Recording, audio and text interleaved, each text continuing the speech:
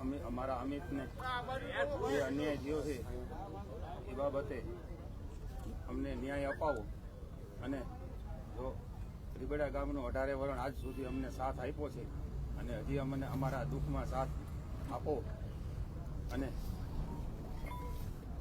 આ જો અમને 15 કે 20 દિવસમાં ન્યાય નહીં મળે તો અમે પરિવાર સહિત આત્મવિલોપન કરશું.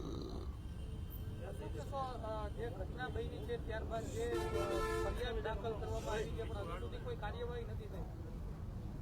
હવે એ આ બધો સત્તાનો વિષય છે, બરોબર છે, અને આમાં આ લોકો કઈ કમ માયા તો છે નહીં, એની પાસે પુષ્કળ પૈસો છે, બરોબર છે.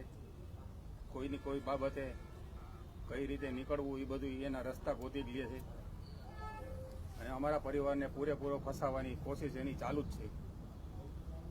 કયા પ્રકારનો ન્યાય જોઈશે આપને? અમારા અમિતને જે અન્યાય ગયો છે અને આ લોકોની તાત્કાલિક ધરપકડ થાય અને અમારા ગામમાં શાંતિ અને અમન રામ રાજ્ય જેવું થાય.